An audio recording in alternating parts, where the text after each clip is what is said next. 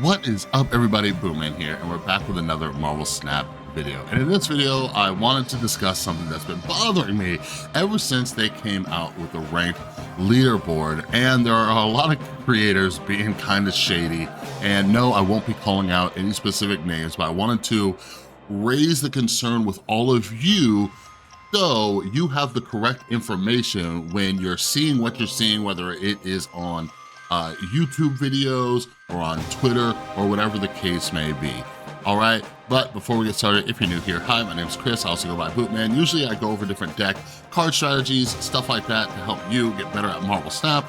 But every now and then I talk about topics within the community, and I try to be as honest and transparent with all of you because this game can be very frustrating and I don't want you wasting your ranks, your cubes, or your time on stuff that might be a little bit BS. All right, so make sure you subscribe, ring that notification bell, and you can follow me on Twitter at BootmanMSTZ and follow me over on Twitch. Everything's linked down in the description below.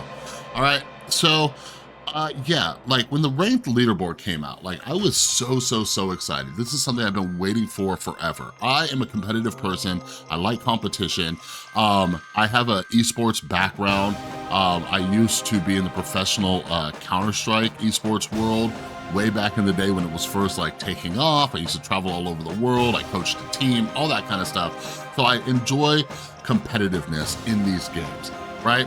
And until the ranked leaderboard, there wasn't much competitive play. There was, Conquest mode came out, which was a huge step in the right direction, but even that's kind of like meh, right? So I was excited for the ranked leaderboard, okay? So before I dive into what I see some people doing in the community, I wanna explain how this stuff works, okay? Because I see a lot of people just confused, people getting frustrated, people getting upset, all that kind of stuff. So let's discuss. So once you hit rank infinite, you will get your ranking, which is this number right here. Right now I'm at 17,387. And then you have snap points, okay?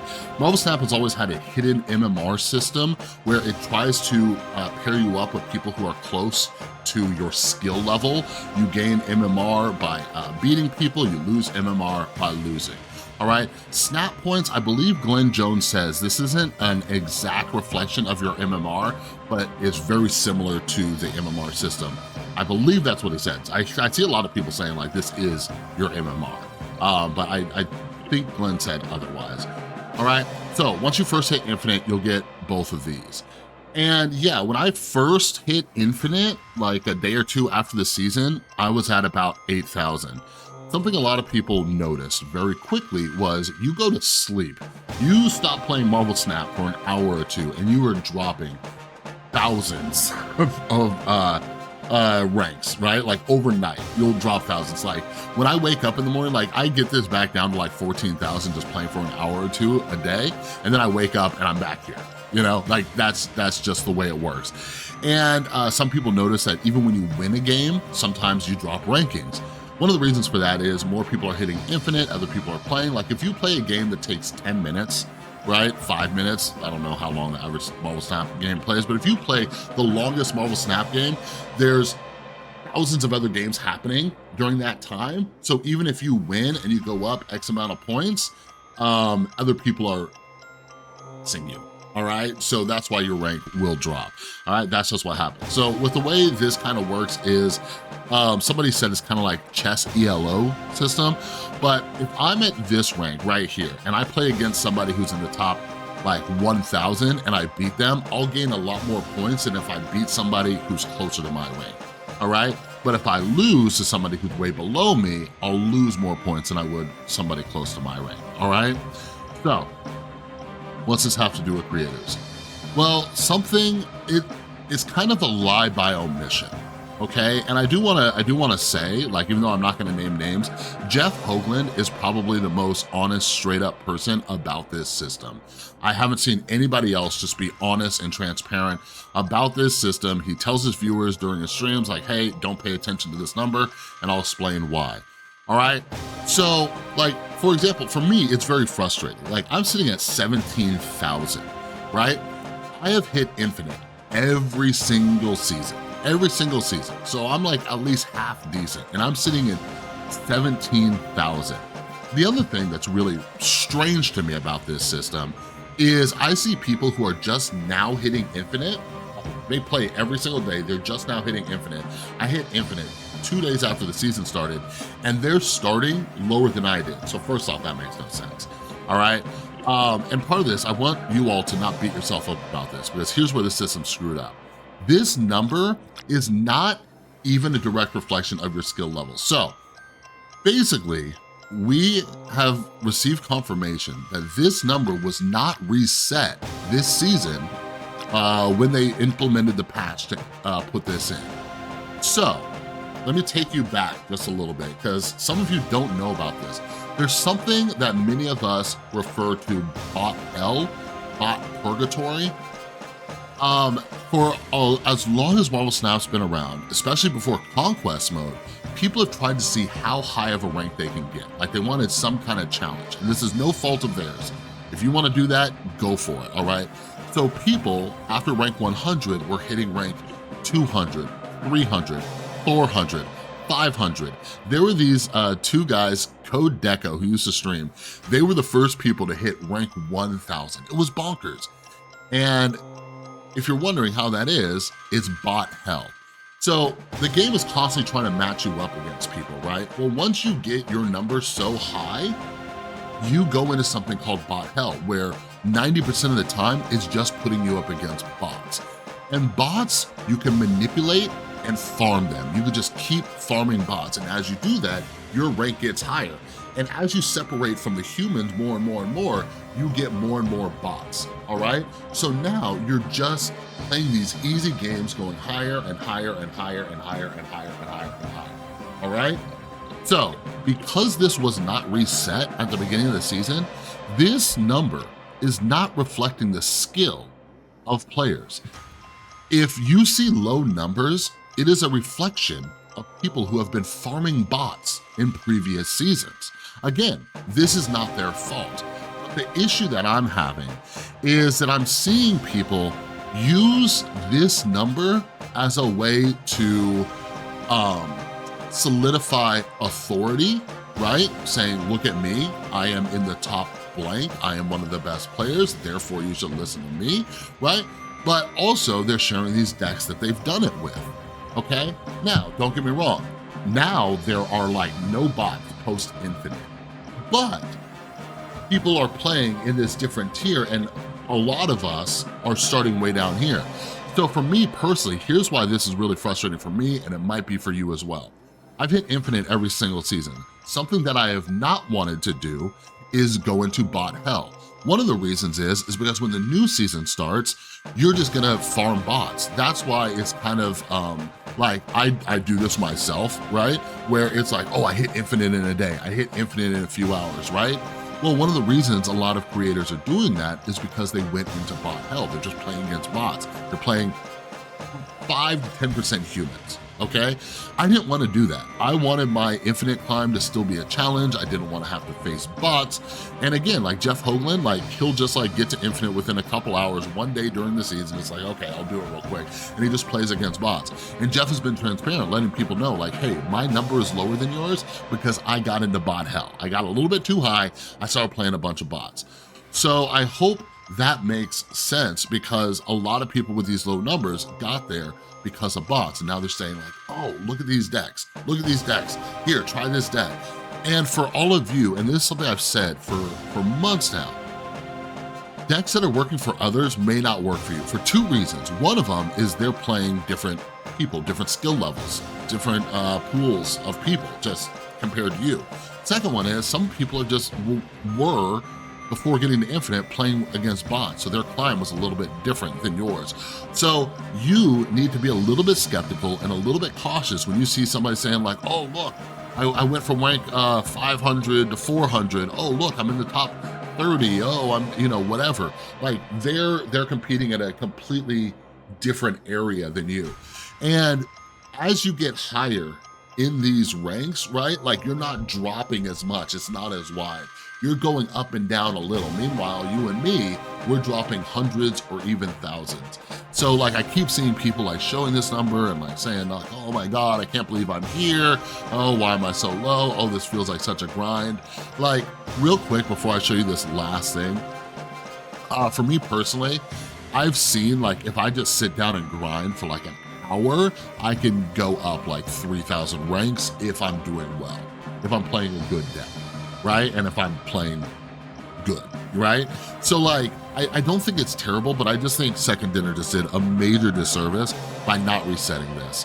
And so many people don't know about this, don't understand this, and I don't know, you might be getting bad deck recommendations, you might be looking at people like they're better than they actually are. Right now, if I'm being completely honest, I don't even know where to look for the best players. Like there are clearly people who are very, very good at this game, but even like just like the tournaments and everything, like they're very like exhibition-like and stuff like that. I think it's very hard to know like when the top player or the top deck is there, right? Just to give you an example.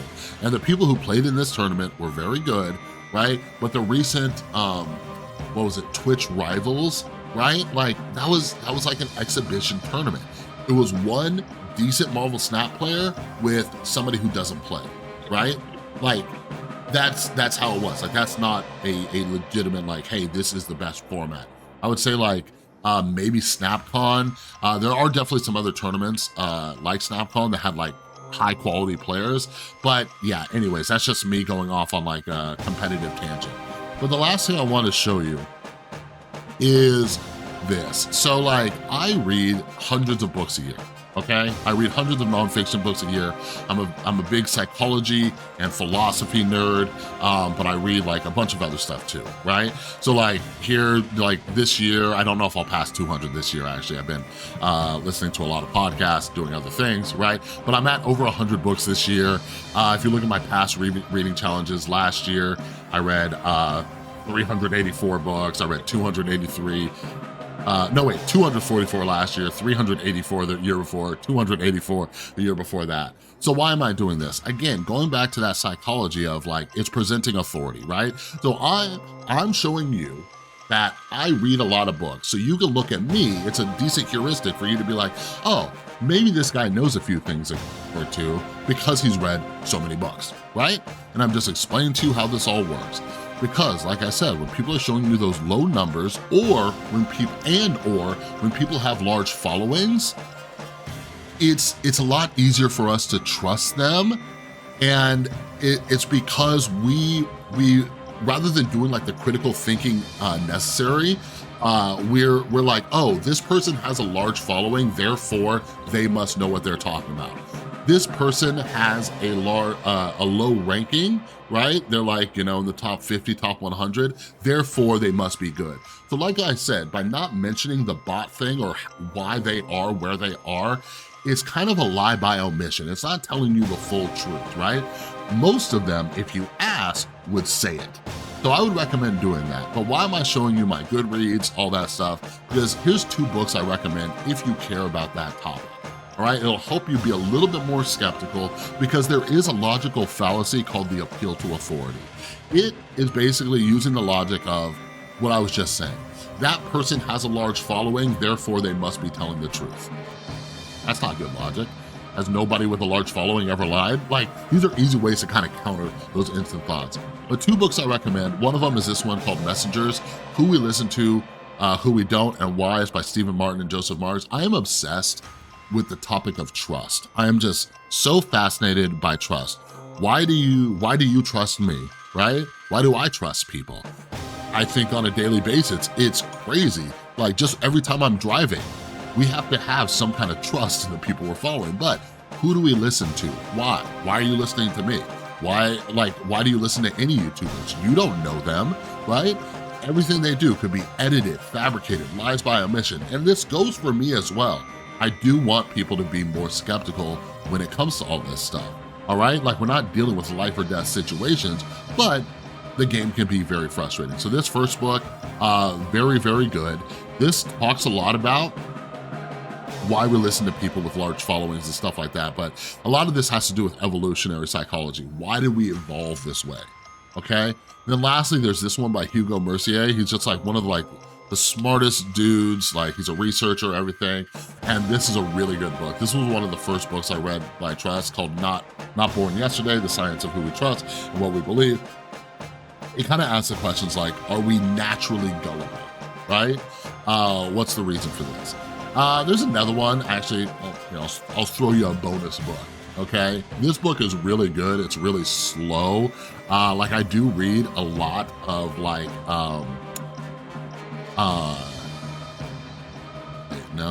Truth. Oh, there it is, Timothy Levine. I do read a lot of like very academic-y books that get very boring. This is one of those, but it's very, very good. It's called Duped, and it's about this guy. He came up with truth default theory, and basically it's advantageous for us to, by default, trust people, all right? Like, that's just why we are the way we are. Like, we go into things trusting people until they prove otherwise. But if you never know that people are doing what they're doing, then you're just gonna keep on trusting them, all right? And even then, it's hard. Sometimes it's hard for people to lose our trust. That's a whole nother story, a whole nother video, all right? But anyways, I wanted to go over this. I have frustrations with this system. I don't know what the solution is for second dinner. I don't think they're gonna do a hard reset, but I don't know. Like for me, like this is something that I don't even care about. Like I'll do it just like as like a little mini game for myself, but like I have no hopes of, unless I become like a full-time streamer, of breaking into the top 5,000. Like I just don't. So I do it for like, just like, oh, I feel a little bit more competitive. I'll try this right now, because even conquest mode, until the Infinity conquest opens up, it's like, whatever. I'm just like, look, like I'm just farming freaking medals. I have 3,000 medals. So you know, I'm just sitting here on all these tickets and stuff, you know, that I'm gonna turn into the Infinity ones. But anyways, yeah, that's all I got for this video. Let me know your thoughts. Let me know what you think they should do to fix the ranking system. But like I said, I'm not calling out anybody by name. Feel free to ask them, because creators will be honest with you. Like, hey, like if you're like, hey, do you only have that high rank because you face a lot of bots? I think 99.9% will say yes. My frustration is the lie by omission and using it to present as authority. So I wanted to make this video for all of you so you can be a little bit skeptical, all right? Anyways, that's all I got for the video. If you liked it, give it a thumbs up. If you're new, subscribe, ring that notification bell. And yeah, follow me over on Twitter, follow me over on Twitch. Everything you need, link down in the description below. Peace.